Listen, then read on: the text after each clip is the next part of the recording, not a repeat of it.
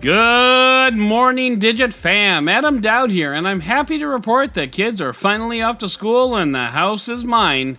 Except for my wife, who's still home, but 2 out of 3 ain't bad, and I only just now realized that all this week I've been putting you through the podcast equivalent of the photo avalanche of back-to-school pics of people's kids that you're putting up with Facebook even as we speak, so I promise I'll stop now. It is August 14th, 2019, and this is your Digit Daily. Oh, HTC, I'm so hopeful for you, but this latest development does not look good. So, the good news is HTC is making phones again. The bad news is it's not HTC. It's not HTC engineers, it's not HTC R&D, it's basically an HTC sticker. But more than that, it's the HTC Wildfire X, which is a brand name that used to be used for flagship phones. Now, it's a low-powered $140 phone for the Indian market. This new Wildfire will sport a 6.2-inch 720p display, and Jesus, 6.2 inches at 720p? The pixels are going to be the size of garbage cans. But anyway, under the hood, this phone has a MediaTek Helio P22 SoC, 3 or 4 gigabytes of RAM, 32, 64, or 128 gigabytes of storage. More like HTC dumpster fire, am I right?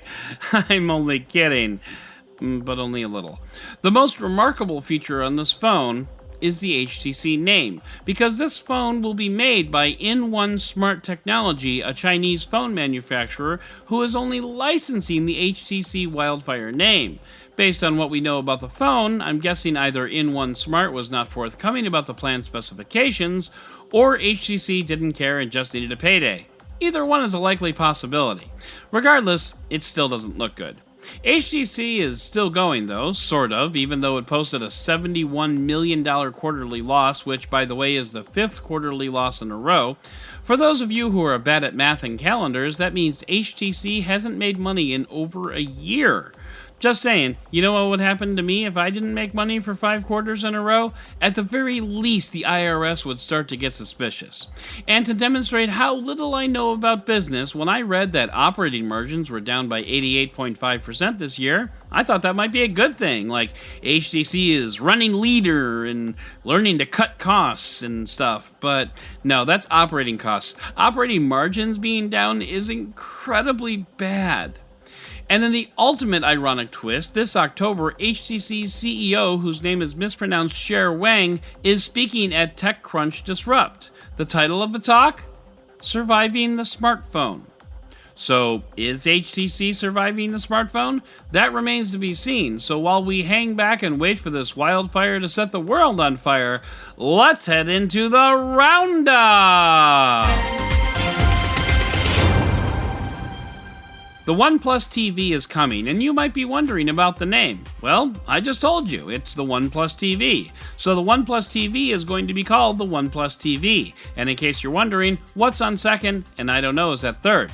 But actually, coming from a company that called its phones OnePlus One, OnePlus 5, OnePlus 7, etc., OnePlus TV is not a surprising name. I'm actually going to call it refreshingly simple. The TV looks to launch in India and have size options from 43 inches up to 75 inches. No word on how that will be reflected in the name, if at all. If you're into tech, and let's face it, you are, then you're interested in the IFA trade show coming up in September. The International Funkausstellung is where electronics manufacturers converge every fall, and as always, Android Authority has its hub page already up and running. Check out androidauthority.com/IFA and read up about devices to come. So far, we've got Motorola, LG, Fossil, Asus, and more. And our own Tristan from the newsletter team will be on the ground giving us all the what's what every day. Snapchat released its 3rd generation of spectacles, the sunglasses that look ridiculous and let you look ridiculous while you record short Snapchat videos that look ridiculous.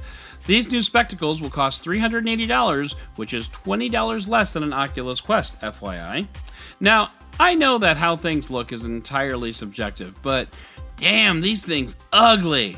But one Twitter user, who will remain nameless, replied to Snapchat's tweet saying they're great, he's ordered every pair that they've had so far, and now he wants to view 3D Snapchats on his Red Hydrogen 1, and there's only so much stupid that can fit into 280 characters. Being a parent is hard in 2019, and one teen very aptly demonstrated this in a series of 4 tweets. The first said that she was grounded and she'd be losing her phone. Then she tweeted from a Nintendo DS. Then she moved on to a Nintendo Wii U, thanking her followers for love and support. And finally, after all the rest of her electronics were confiscated, I'll just read the tweet.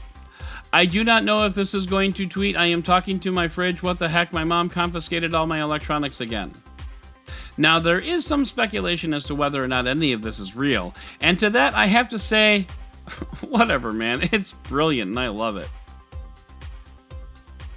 Facebook joined the ranks of Google, Amazon, and Apple at being caught letting contractors listen to voice requests, and folks, this is not news.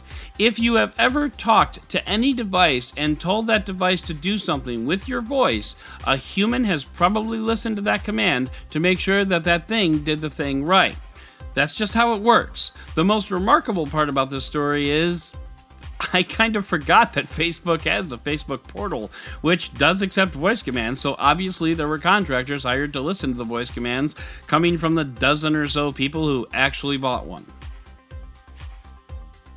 Someone posted a video of what the Apple Card sounds like when dropped on a stone counter. Here is that sound. Now, you never have to listen to it again. I have to hand it to the writers at Slate, specifically Daniel Engber, who took a deep dive, arguably the deepest dive into a topic that I've read this month. His subject? Why don't hotels give out free toothpaste along with shampoo, conditioner, mints, and all that? Now, what that says about what I read notwithstanding, this is a fascinating look into the world of toiletries, hoteliers, and the history of toothpaste. Seriously, bravo. Well written and engaging, even if it is fairly bland subject matter. And finally, you know that feeling you get when you outthink yourself? Well, a driver in California figured he had found the perfect loophole to pesky parking tickets. He got a license plate that said only the word null. The theory was any ticket for a vehicle with no license plate must disappear into the ether, right? Wrong. In fact, once the California DMV associated his address with the null license plate, our hero received over $12,000 in parking tickets as every violation with no license plate suddenly got attached to him. We're going to go ahead and file this one under whoops.